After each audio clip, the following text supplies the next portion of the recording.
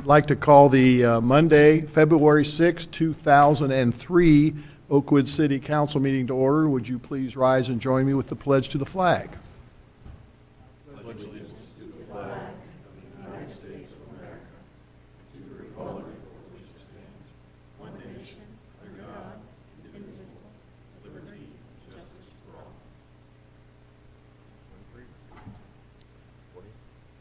May I have a roll call, please, Lori? Mayor Duncan. Here. Vice Mayor Byington. Here. Mr. Stevens. Here. Mrs. Hilton. Here. Mrs. Turbin. Here.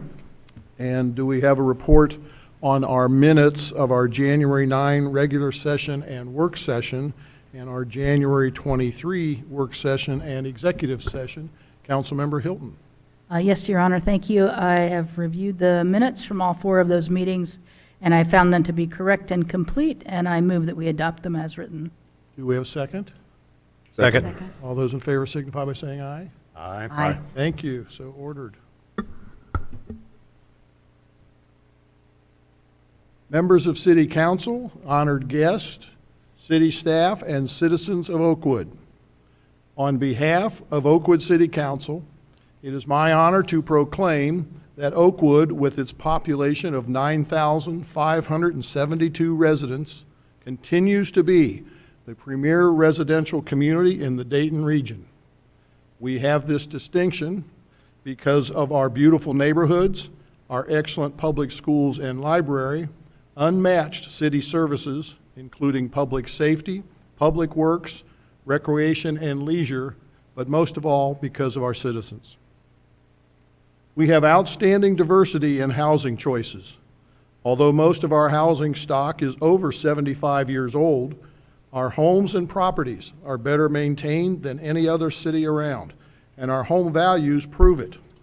Whether a classic Tudor, a Georgian Revival, an American Foursquare, or an Italian Renaissance, in 2022, 95% of Oakwood home values were higher than the county appraised value. Oakwood is the proud home to 5 sites listed on the National Register of Historic Places. Hawthorne Hill, which also holds the special distinction of a National Historic Landmark, was the home of Orville Wright from 1914 until his death in 1948. Dayton History and the Oakwood Historical Society conduct regular educational tours of the home and the surrounding historical district. The Long Romspert homestead on Far Hills was the home to 3 generations of the same family from circa 1863 to 1985, when it was bequeathed to the Oakwood Historical Society to serve as their headquarters and house museum. The entire Shantz Park Historic District in Oakwood was added to the registry for its exceptional and intact collection of mid-century and late Victorian era homes. The familiar Queen Anne style double home on East Shantz Avenue was built by Adam Shantz Sr. in 1895. In addition, Wright Memorial Library was added to the National Register in 2013. Everyone knows Oakwood has great schools. In fact, the finest public schools in the region. This has been the case for decades, and the tradition continues. I know this is hard to believe, but the Oakwood High School academic decathlon team won the Division III National Championship for the 10th year in a row. This scholastic competition is unique because the team is tested in art, social science, economics, language and literature, mathematics, music and science, and participates in judged events in speech, interview, and essay. Congratulations to all the students and advisor Lori Morris, who is in her 17th year as coach. She deserves major kudos for her efforts on behalf of our students. Oakwood High School is the first public high school in the Dayton region to have a virtual dissection table. The anatomage table, as commonly known, makes it possible to visualize and interact with the virtual anatomy in a way people would on a living human body. As the Oakwood Register described this edition, the days of the traditional frog dissection are over. This is an incredible learning tool made possible with a grant from the Oakwood Schools Foundation. We congratulate and thank Todd Duell for his 11 years of service on the Oakwood Board of Education, and thank outgoing Superintendent Kyle Ramey for his outstanding leadership of our school district. Wright Memorial Public Library celebrated its 83rd anniversary.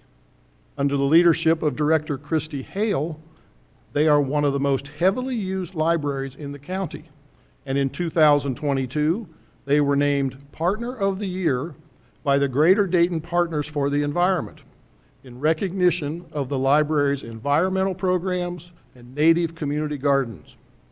They also completed a $5.1 million renovation and restoration of their beautiful Tudor architectural building. A substantial portion of this renovation came from private philanthropy. The primary purpose of local government is to provide for public safety, refuse services, water and sewer services, and other governmental and infrastructure services. We also have the obligation to create a community ambiance that encourages citizens to want to live in our fine community. Formed in 1927, our Public Safety Department is the second oldest consolidated department in the United States. It is unique because all our officers are cross-trained and state certified in law enforcement, firefighting, and emergency medical services. Our first officer on scene response time for any emergency is under 3 minutes, by far the fastest in the region. Our fire engine response time is 4.4 minutes. The national standard is 6 minutes. Our medic response time is 3.3 minutes. The national standard is 12 minutes. Oakwood has the lowest crime rate and fire loss in Montgomery County. Under the leadership of Oakwood Public Safety Chief Alan Hill, we have the best group of public safety officers in our history. Captain Mike Jones retired after 25 years in public safety and received the Oakwood Rotary Community Service Award. We were able to promote from within our organization, promoting Officer Justin Sloan to lieutenant and promoting Lieutenant Mike Tanner to captain. Lieutenant Chuck Balaj was recognized for more than 20 years of service with the Kettering Regional SWAT Team. He was the first non-Kettering officer to serve on the SWAT team and has received commendations from the Federal Bureau of Investigation and other law enforcement organizations for his assistance with federal and multi-state investigations. We offered our 5th annual Citizens Police Academy. Chief Hill describes the program as a unique opportunity for citizens to better understand the job of a public safety officer and serve as a way for safety department personnel to hear the needs and expectations of the community. Public Works is often overlooked in our city, as most people take these services for granted. They should not. Our Public Works employees handle our weekly household waste collection and disposal, our comprehensive recycling program, special pickup program, year-round yard debris pickup, a dumpster program, fall leaf pickup, and a spring mulch delivery program. They also provide routine repair of our asphalt and concrete streets and alleys, provide snow and ice removal, and maintain our traffic signals and street signs. Public Works also operates our water system, sanitary sewers, and storm sewers. They are on call 24/7 for storm events, snow events, and water main and other broken pipe events. Please thank them for their service to our city. Where else will you find in a community of 2.2 square miles the parks, gardens, and green space found in Oakwood? We offer 4 neighborhood parks: Cook Park, Farage Park, Orchardly Park, and Schaefer Park. Our natural areas include Loy Gardens, Elizabeth Gardens, Houck Stream, and Centennial Park. Our recreation facilities include the Oakwood Community Center and Gardner Pool, the dog park at Krieger Field, Irving Field, Hollinger Memorial Tennis Center, Old River Sports Complex, and Mac Hummon Stadium. Oakwood also features beautiful public gardens, including Smith Gardens, donated to our city 49 years ago, and Francine's Gardens. We have been a Tree City USA for 40 years, as designated by the National Arbor Day Foundation, and have planted over 3,200 trees through our Johnny Appleseed Street Tree Planting Program. We also sponsor numerous community events, including the new resident breakfast, the ice cream social, the Family Fall Festival, and the Holiday of Lights. We celebrated several notable anniversaries last year. Care Walk celebrated its 20th and final fundraiser for breast health of women in Dayton. They raised over $300,000 over their 20-year run for breast cancer research. The Oakwood Register celebrated its 30th anniversary. Ashley's Pastry Shop, the best bakery in the Miami Valley, celebrated their 40th anniversary. Oakwood and Lavizene, France, celebrated the 50th anniversary of our twinning with our first sister city. The Oakwood Club, the best-known steakhouse in the Miami Valley, celebrated their 60th anniversary. And in 2023, Dorothy Lane Market, the best grocery store in the Miami Valley, will celebrate their 75th anniversary. We also commemorated the 150th anniversary of the platting of the town of Oakwood with a historical marker placed in front of our city building. We mourn the loss of former city manager Michael Kelly. Mike served our city for over 33 years, including 9 years as city manager. He was the consummate professional in every sense of the word.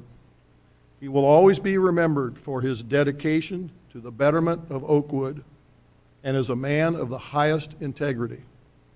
His grace and class are the primary reason I chose to become involved in public service. Mary Jo Scalzo passed away on Christmas Day, 2021, and we celebrated her life last June. She retired from Oakwood City Schools in 2013 as a superintendent after 41 years in public and non-public education, including 21 years with the Oakwood City School District. It was my honor in 2013 to present her with the first Key to the City Award for her career of service to our community. Under the leadership of City Council, our outstanding city staff, and the advice and counsel of our 32-member Citizen Budget Review Committee, we met the challenges to our financial stability. Our revenues exceeded our expenses in both 2021 and 2022. This year, as well as in 2022, we plan no increase in income tax, property tax, or refuse, water, sanitary sewer, or stormwater fees. In fact, our water rates are now the second lowest of any jurisdiction in the region. We plan to have a property tax renewal on the ballot this November. This levy generates about $1.1 million annually for city services and was last renewed by our voters with a 70% yes vote in 2018. And as you know, only 8% of your property taxes go for city services. The remainder goes to Oakwood schools, Montgomery County agencies, and Wright Library.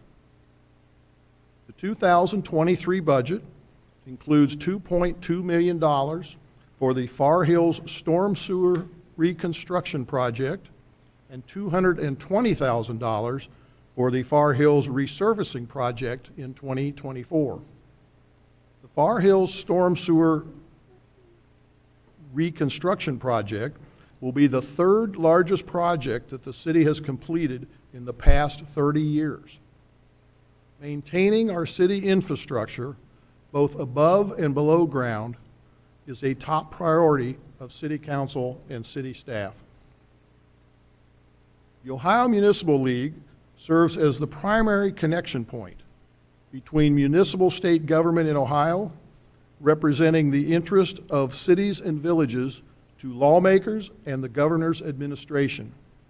We support their 2023-2024 legislative priorities as follows: restore local government fund, preserve home rule, protect public safety funding, invest in public infrastructure, and partner to fight opioid addiction. The excellent services provided by our public safety, leisure services, and public works departments would not occur if not for the leadership of City Manager Norbert Klopsch. He is recognized throughout the region as an outstanding city manager. He has served our city for 31 years, including the last 21 years as our city manager. He is blessed with an outstanding group of department directors. As I begin my 20th year on Oakwood City Council and my 14th year as your mayor, I serve our region as a member of the Board of Directors of the Greater Dayton Mayors and Managers Association. I formerly served as the president of the association. I also serve on the Montgomery County Solid Waste Advisory Committee and the Solid Waste Management Policy Committee. I am honored to serve with my fellow members of council. Steve Byington begins his 16th year as a member of Oakwood City Council and his 14th year as our vice mayor. Steve represents our city on the Miami Valley Regional Planning Commission and the First Suburbs Consortium. Council members Rob Stevens and Ann Hilton both begin their 14th year on City Council. Rob represents our city on the Miami Valley Communications Council and currently serves as the chair of MVCC. Ann is our city liaison to the Oakwood Sister City Association. Councilmember Lee Turbin begins her 3rd year on Oakwood City Council. Lee is our city liaison to the Oakwood Historical Society and represented our city in La Visenay, France last June for our 50th anniversary of our twinning with our first sister city. What a great team. This council, like those that preceded it, operates in a collegial style, and everyone believes in doing the right thing for the citizens of Oakwood. We listen to one another, no one has hidden agendas, and we believe in community service. When I joined City Council in 2003, it was my belief that Oakwood was well-governed, well-managed, and financially strong. I still hold that belief and will continue this tradition. With the help of City Council, city staff, and the citizens of Oakwood, we will continue to be well-governed, well-managed, and financially strong. Thank you again for the opportunity to serve you.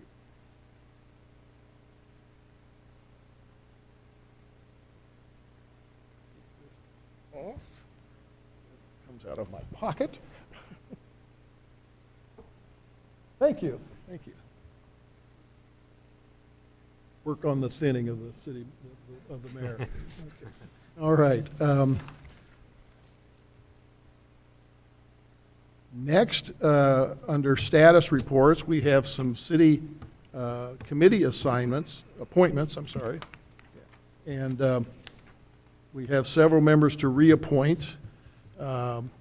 Megan Cavanaugh to our Budget Review Committee, Michael Hayes to the Budget Review Committee, Greg Lauterbach to our Planning Commission, Alex Heckman to the Property Maintenance Board, and Peter Davies to the Beautification Committee. And we also have 2 new appointments. We have Jim Vaughn to the Budget Review Committee, and we have Raya Whalen to the Budget Review Committee. So at this time, I would like to make a motion that we appoint these citizens to our Citizens Committee and would ask for a second. Second. Is there any other questions or comments? All in favor of these appointments and reappointments, signify by saying aye. Aye. Thank you, so ordered. That concludes our status reports. We have several visitors here in the audience and wanted to know, this is our visitor portion. If any of you wish to address council at this time, this would be your time to come down and address council.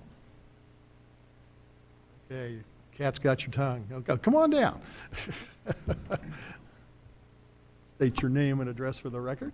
My name is Andrea White, and my address is 4744 Bouquet Drive, Kettering, Ohio. I actually live in Kettering, but I serve as the state representative over Oakwood. I want to congratulate all of you, your staff, and everyone on a day in and day out basis for all the great work you are doing, and the state of the city is a great example of that. And so I just wanted to remind people we have a new district this year. It's District 36. So if any citizen would like to contact us so we can work in partnership with what some of your goals and ideas and challenges are, or if you need help accessing services, you can reach out to our office at rep36@ohiohouse.gov.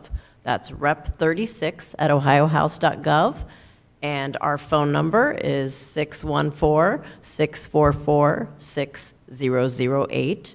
And I can get that for anyone, but we want to be available, and if you have ideas or challenges, we're happy to try to connect you to the right answers and get things moving. So congratulations to the City of Oakwood, and it's an honor to represent its citizens. Thank you very much, and we do appreciate your service on our behalf at the State House. Any others people wish to address council at this time? All right, then we will close the visitors section of our meeting, and we will go straight to legislation, and Councilmember Stevens has a resolution. Thank you, Mayor Duncan. Resolution of consent authorizing the Ohio Department of Transportation, ODOT, to proceed with the replacement of certain guardrail assemblies along Far Hills Avenue, otherwise known as State Route 48. This is a resolution that involves improvements along Far Hills Avenue. ODOT is planning to replace numerous guardrails along state highways in Montgomery, Miami, and Clark counties. Far Hills is within the project area, and ODOT is seeking the city's consent to replace guardrails. ODOT's guardrail project is being planned for 2024, but will be separate from the repaving project also scheduled for 2024. The guardrail project will be financed 100% by the state with no local funding component. This resolution documents the city's consent to ODOT to proceed with the guardrail project and authorizes the city manager to sign contracts in connection with the project. I move the council adopt this resolution. Do we have a second? I second. Okay, any questions or comments for Councilmember Stevens? Hearing none, Lori, would you please call the roll? Mayor Duncan? Yes. Vice Mayor Byington? Yes. Mr. Stevens? Yes. Mrs. Hilton? Yes. Mrs. Turbin? Yes. Thank you, and I believe Councilmember Stevens has a second resolution. Yes, a resolution authorizing the city's cooperation with the Ohio Department of Transportation, ODOT, in connection with the 2024 resurfacing of Far Hills Avenue, otherwise known as State Route 48. The entire length of Far Hills Avenue within Oakwood is scheduled to be repaved in 2024. Since Far Hills is a state highway, projects like this require cooperation and cost sharing between the city and the Ohio Department of Transportation. This resolution is the first legislative step of the project. It documents the city's intent to cooperate with ODOT on the project and authorizes the city manager to sign engineering and other contracts in connection with the project. I move the council adopt this resolution. Do we have a second? Second. Any questions or comments for Councilmember Stevens? Hearing none, Lori, would you please call the roll? Mayor Duncan? Yes. Vice Mayor Byington? Yes. Mr. Stevens? Yes. Mrs. Hilton? Yes. Mrs. Turbin? Yes. Thank you. That concludes our legislation. We now have a staff report from Chief Alan Hill on public safety in Oakwood. Welcome. Good evening, Mayor, Council, Mr. Manager. Just my biannual update here for first part of 2023. I'm going to talk a little bit about our 2022 crime stats, EMS trends, fire trends. Did have a personnel change in dispatch, a little bit about our in-service training program, the Citizens Police Academy that we'll be hosting again this year in September. Late in the fall, we acquired a replacement Medic 27. And I want to talk a little bit about our school partnership, or our partnership with the school district, particularly on a day like today when they announced the new superintendent, Dr. Gupta, I believe is how you pronounce his last name, who will start on August 1st. Our part one in our major crimes, in the previous years, we've had some really, really good crime stats. They've been really, really low numbers. We were much busier in 2022, but we still have some of the lowest crime rates in the region. And I've said this before, it only really takes one or two individuals for us to have a significant increase in crime stats over the course of the year. As you can see, for our Part 1 crimes in 2021, we were at 85, and last year we were at 143. We had a pretty significant increase in larcenies. I'm going to talk a little bit about auto thefts, but you can see our auto thefts increased from 2 to 20, which makes up a big percentage of that number. We also had a lot more assaults, which is not something we talk about often here within the community. We had 7 assaults last year, where we typically have maybe 1 or 2. Juvenile fights, domestic situations where they're not husband and wife or live-in situations, they're boyfriend and girlfriend, and those kinds of incidents are classified as an assault. The other thing on other major crimes, I just want to point out, we saw an uptick last year as well in the identity thefts, the identity fraud complaints again. We went from 13 to 23. In previous years, that number's been as high as in the 40s. So as we get into tax season and things like that, just ask everybody to be very mindful of that, because of last year we did see an uptick in those reported offenses. So if you look at our graph, as I said, we had a very active last year in comparison to the previous years. But with that said, I think we continue to have one of the safest communities in the entire state and the safest community in the region, and some very low overall crime numbers. Although last year, like I said, we were much more active than previous years. The same trend goes with our reported burglaries last year. I celebrated 2019 as our banner year. It was 0, and I said we only have one way to go from here. And unfortunately, over the last few years, we have gone up. But when you think about our Oakwood density of 3,900 residential units, single-family or multi-dwelling units, in a 2.2 square miles, and 7 burglaries for the entire year last year, it's percentage-wise, it's still a very, very low number. Thefts, auto thefts account for more than about two-thirds of our increase from last year. Overall thefts, 2 major things that we're seeing: not only thefts of auto vehicles themselves, but thefts from motor vehicles. People leaving valuables in the car when they're unlocked. It's a crime of opportunity. Individuals are walking down the street, they open a car door, they grab a backpack, a computer, purse, or what have you. So it's just a reminder to remove all your valuables from your car, particularly your keys too, and make sure you're locking your car door, because of where we're at right now for a region. It's not stopping or slowing down. This is an article from middle January in the Dayton Daily News, where the city of Dayton responded to 60 car thefts in 1 week. As the mayor said in his quote, it's a vicious and frustrating cycle.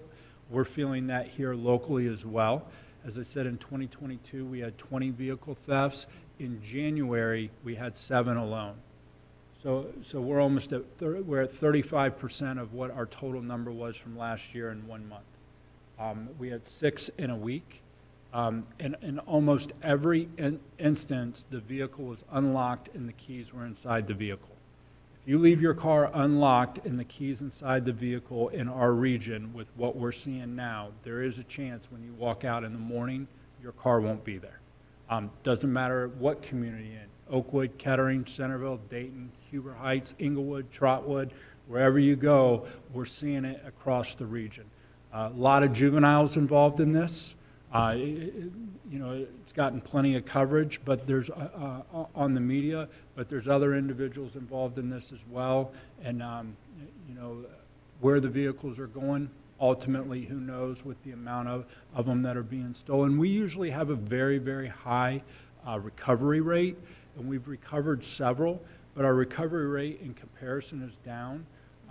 So the vehicles are leaving our area, we believe, and where do they ultimately end up? Who knows? Use of force incidents. We had 5 total use of force incidents last year. I think our numbers are very consistent, or have been very consistent for the last several years. I mean, I highlight this when you think about how many citizen contacts, whether it's self-initiated, citizen-generated, calls for service generated that we have in a year, and to look at these numbers and say, with regards to use of force, you're talking 5 use of force incidents out of 25,000 contacts that we have with citizens throughout the year. Statistically, a very, very, very low percentage, and I think that's just a testament to the professionalism of the men and women who are working for the organization. Traffic statistics. We saw a significant increase last year, or decrease in traffic accidents. We went from 151 to 121, but if you see, our injuries were up last year, over 100%. But if you look at our type of crashes and the number of accidents, assured clear distances, and failure to controls and failure to yields. So one of the point of emphasis that we will make in our traffic enforcement is looking for those accident-causing violations, because although we were, in previous years up there as well, although we've had higher years of overall accidents, really the injuries, when I look at this page, the number of injuries in our crashes is higher than what it's been in any of the previous 5 years. So we're going to focus on this failure to yield, failure to control, and the assured clear distance, accident-causing violations. Hopefully next year we can reduce that significantly. Overall traffic citations, we're pretty consistent with regards to numbers post-pandemic, but obviously we're not at the level that we were back in 2018 and 19. Medic runs. We had 467 medic runs last year, which is the second most in our last 5 years. We had 375 of those were removals, and we responded 41 times to neighboring communities on mutual aid request. Last year, how many times did we contact another fire department to respond to Oakwood to handle a medical call for us? And the answer for 2021 is 1. When I talk about that second unit, that second medic unit here later on that we replaced, Medic 27, having that unit allows us to keep this number almost to zeros each and every year, which means we're able, anytime somebody picks up the phone and calls 911 in the city of Oakwood, we're able to respond and handle our own emergencies, and it's because we have that second medic unit. In this particular incident, we were actually already on a medic call when we received a secondary call, and we didn't have the in-house personnel to man the second ambulance, so we had to call a neighboring fire department. Fire runs. Our fire runs were way down last year in comparison. We only had 79 total fire runs, but we did have damage involving 4 of them for a total of $112,000. Our fire loss is very, very low in comparison, and the reason is we do respond, as the mayor indicated in the State of City address, we have a very quick response time, and we're able to keep things to content fires versus structure fires. We respond on the scene very quickly, whether that's the first arriving public safety officer in a police cruiser with a fire extinguisher, or our engine arriving on the scene, and we're able to keep our total fire loss very, very low and minimal. We had a significant garage fire this past year. I don't know if you guys remember seeing the pictures. If council remember seeing the pictures of it, but that makes up the vast majority of our loss for last year. Our response time, as indicated, our average fire engines on the scene in 4.2 minutes. The national standard is 6. And now the first arriving cruiser is on the scene of any emergency in 2.25 minutes. That's our benchmark. We like to advertise we'll respond to any emergency 2 minutes or less, and we strive very, very hard to achieve that goal every single year. Personnel changes, we just hired a new dispatcher. Dispatcher Rob Plummer started last month on January 23rd. He comes to Oakwood with a tremendous amount of public safety dispatching experience. He worked for the Warren County Sheriff's Office for 14 years, and he most recently was a supervisor in the dispatching section with the Kettering Health Network. Our departing dispatcher was Cheryl Colton. Cheryl has been with us since July of 2009. She actually had over 22 plus years of total dispatching experience. She came to us from the city of Dayton, but her husband was a captain with a local fire department. He reached eligibility for retirement, and he decided to retire, and they're embarking on the next chapter of their life. So we wish Cheryl and her husband all the best in their adventures to come. They had a plan, and so they're off and running with it. In-service training program, this continues to be a point of emphasis for us every year, not only for the state-mandated training, but just the self-initiated department training. Over the past 5 years, the safety department has averaged 3,603 hours of in-service training annually for a department. When you think of a department of a total of 34 personnel, it's over 100 hours of training annually per year. And when you equate that to a 40-hour work employee of working 2,080 hours a year, it's almost 2 full years of time that we spend training annually.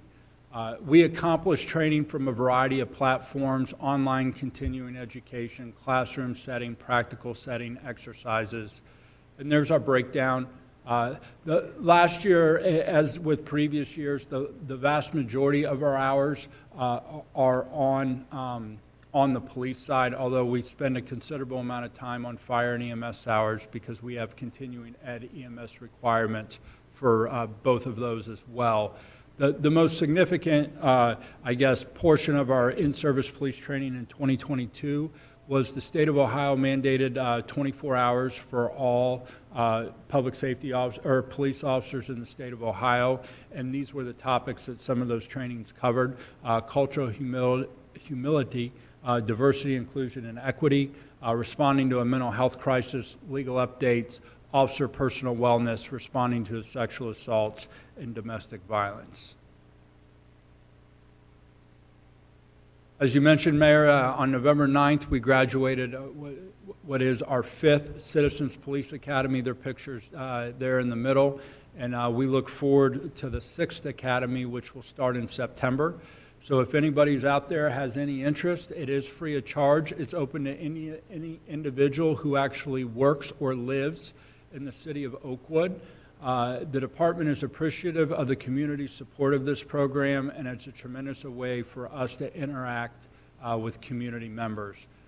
As we sit right now, even though we haven't officially advertised for it, I believe the academy is 2/3 full.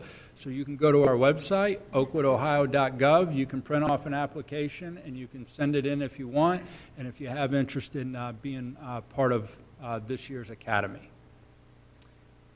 As I mentioned, in October of 2022, we purchased a replacement medic. Our existing at that time Medic 27 was a 1996, and it finally experienced, although it was in very good aesthetic looking condition and mechanical condition, it had a brake failure with its ABS brake module that could not be repaired.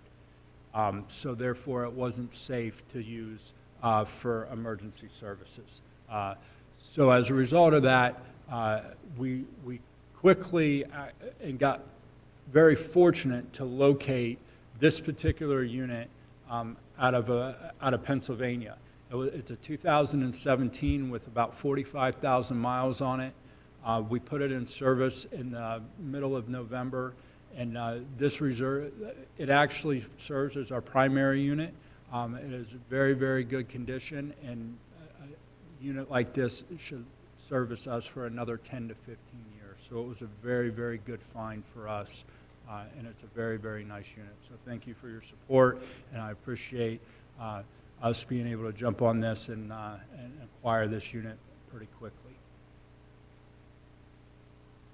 The last thing, as I mentioned in the beginning, is Dr. Gupta was announced today as the new superintendent, and I read his comments, and one of the things he mentioned in there was safety and security of the schools, which I'm sure is important for all superintendents to whatever community they work in or they're going to. You know, the Oakwood Public Safety Department and the Oakwood School District has had a long, long partnership. It's a collaborative partnership that we've had and because the focus has always been on the safety of the schools and the students, particularly getting them to and from school and while they're at school. But these are just some of the things that this partnership includes. Annually, the administrators from both the safety department and the school district sit down and we have a meeting, talk about any concerns, issues, upcoming things for the school year, bounce ideas off one another. Daily school zone enforcement is an emphasis for our department. Very rarely, probably particularly in the morning, that you're at Harmon Smith or driving Far Hills that you don't see a patrol vehicle. We're actively in the Far Hill School Zone, both in the morning, during the lunch hour, and in the afternoon. We conduct daily foot patrols inside all three schools, hopefully multiple foot patrols inside all three schools. We have direct access to and ability to monitor the school security camera systems from our dispatch center. I know when we have the third graders come in every year for the government and they walk into dispatch, they're always amazed that they get to see their school on the screen and us monitoring. So in the event of emergency, it's obviously, it could be an invaluable asset to us to be able to monitor what's going on in a school and provide information real time. We have a DARE program, a long-standing DARE program. I believe it's year 27 or 28 now. And I talked about it at our Christmas employee luncheon one year. You know, in 2020, Officer Whitaker, who's our DARE officer, it was in March when the schools shut down and basically her DARE program shut down, and Harmon was in the middle of DARE. And when they went back, that fifth grade class would have been the first class in 25 years to not receive the DARE program. And Officer Whitaker took it nobody knew what Google Meets was then. It was all new. So she took it upon herself to find an alternative platform to teach remotely weekly through Google Meets when school started to go back in session to finish that. So I mean, that's pretty prideful of that program and the organization for the last 27, 28 years. Every fifth grade class that's gone through the Oakwood schools have had the DARE program. We do other educational programs as well for various grades, whether it's initiated by us or it's something that the school, particularly pedestrian safety, bicycle safety, those kinds of classes. And the last thing is that you see us a lot at the home football and basketball games, and that's because we provide security services for all home football, varsity, and basketball games. And with that, I'll take any questions. Any questions for the chief? Yes, Chief Hill, thank you for everything you do. Excellent. Can you think of why?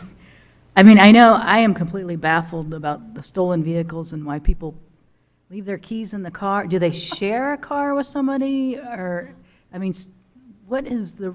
I get leaving your front door unlocked. You and I had a conversation when somebody walked in my house, and I apologized profusely. But, you know, you've got your kid coming home from school, and he's bringing a buddy, and you're upstairs. But I just don't get that. Do you? Complacency. And I'll just say, people feel, the citizens of the community and the people that visit the community feel very safe here. Okay. And a lot of it has to do with a lot of the things that the mayor talked about in this city address. And I think it's just, a lot of it's complacency. Yes, we hear about auto thefts happening, but they don't happen here. And it's one of those kinds of things, but it's an easy crime of opportunity. And when the criminals are successful over and over, and they're not working very hard for their proceeds, they will return over and over until they're run off or caught.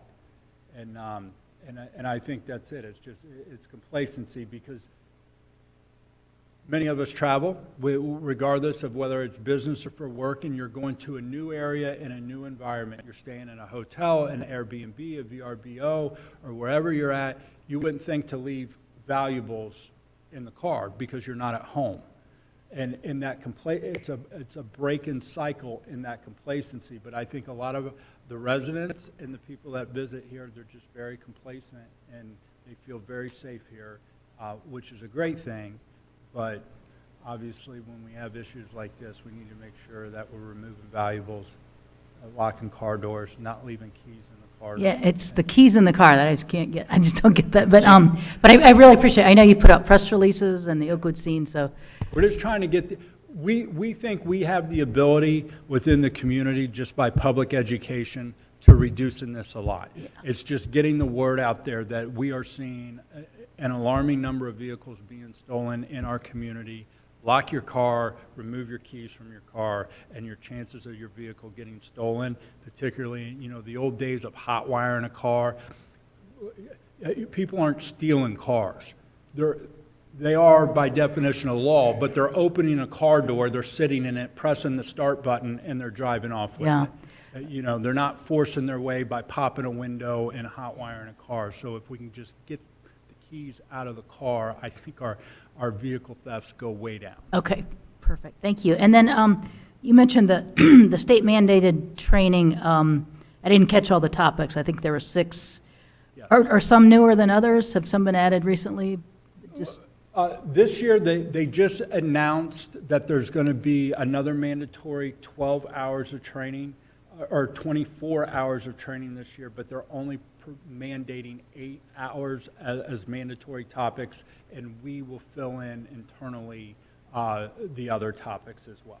Where last year, all of the training hours were mandated by the state. This year, they gave us a little bit of discretion within each organization, but there'll be 8 mandated topics. Okay. Well, what are the newest ones they've added? Legal updates. Okay. More crisis intervention, officer wellness training. Oh, okay. We see, I don't want to say we see a lot of the same topics year after year, but they build on one another. And, when we deal with mental health crisis training, this is something we've been doing within the organization for the last several years. So, and legal updates is just continuing and ongoing. Okay. Very good. Thank you very much. Yep. Just following up on the keys in the cars, were there any instances where it was because of the cold, where somebody was out with? No, where the car was already running and somebody? No. They were all just. Yep, they were, cars were basically just unlocked with the keys left in it. Okay. And I'll highlight one case. There was a car unlocked with the keys in it, and the keys to the second vehicle as well. So the individuals decide to come back the next night with the set of keys and steal the second car in the driveway. And also with your residential key, the key to your house, doesn't do you any good to lock your house if you're going to leave the key to the house in the unlocked car. So it's just something to think about as well. Then one other point I wanted to make is, you mentioned that the Medic has 45,000 miles. Do we know how many miles were on the previous? Because that might sound like a lot, but we had a vehicle that was 96, you said? 96. How many miles did that have? Right at 50,000. Right. So over the course of 20-something years, we only put 20,000 miles on. Correct, and that's why when I said it, even though this 2017 with 44,000 miles on it, this will serve us for years and years to come, because as the years go on, the average miles per year will go way down. Yeah. And following up on that medic, the medic unit that we replaced, I know you said it was not safe to be driven. I know we were looking at some alternate reuses for that for some other organization. Do we have any update on that? It was Gov Deals. I could let. Oh, okay. We use GovDeals, which is an online auction site. I don't know that we know specifically who purchased it, but we made a lot of very clear disclaimers as to the Yeah. condition so that nobody was buying a pig. So in it a wasn't bug. like it just went to a junkyard. Correct. All right. Or it could have been purchased by a junkyard for parts, don't know, but Yes. I think plumbers, they like medics because of all the compartments and the storage, but it was a functional vehicle. It just had like I said, an irreparable brake issue that made it unsafe to drive for emergency driving. And that, Okay.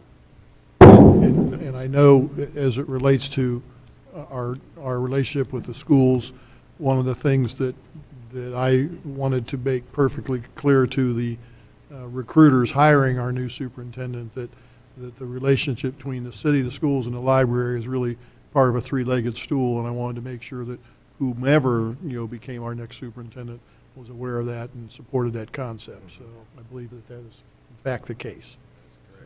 And lastly, I would say that in addition to the third graders coming here to see their school on the dispatcher, they also really enjoy our temporary holding facility, AKA the jail. They do. And we put them in there. And why you let them out, I don't know, but that's another story. Okay. Thank you very much for your Thanks, Chief. report. Thank It was you, very Mayor. Thank informative. you, Council. Okay. Thank you, Chief. All right. That concludes our staff report. We have a city manager report. We do, Your Honor. Well, needless to say, our public safety department is in excellent hands, and we're very, very fortunate to have Chief Hill in charge, and he's obviously extremely passionate about the profession itself, but also Oakwood, and it shows every day. And we generally come to work Monday through Friday during the typical work hours, but a job like his is 24/7 year-round. And so thank you, Chief, for all you do.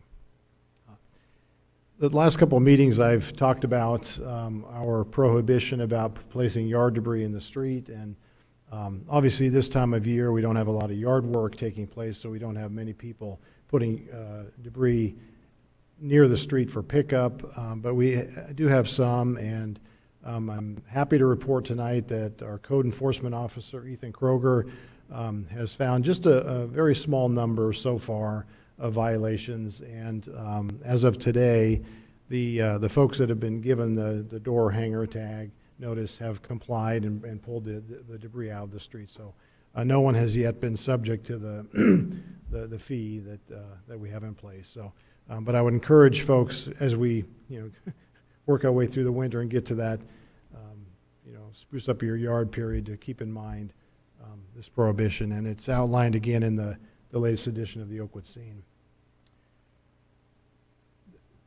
Being a California kid, now I've lived in Ohio since 1989, since 1992 in Oakwood. This period that we're entering now is the gloomy time, because back home growing up, we'd be cutting grass by now, and radishes would be growing in the yard and everything. But Your Honor, you mentioned in your the city, the Public Works Department, and the month of January, February, March are particularly challenging for the folks in that department. Obviously, the refuse collection becomes more challenging, particularly when the weather is very inclement.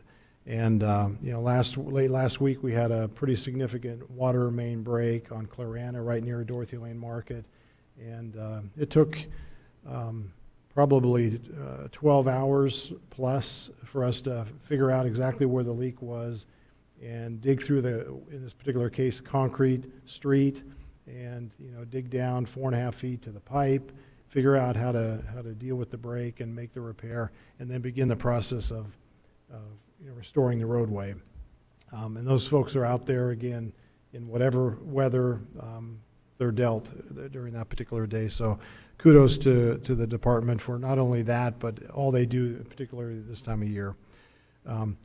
The Far Hills Avenue project, the biggie, and I can't wait for it, is next spring, summer of '24, when we'll be repaving, in partnership with ODOT, the entire 2 miles of State Route 48 in Oakwood. That's a bit off now still.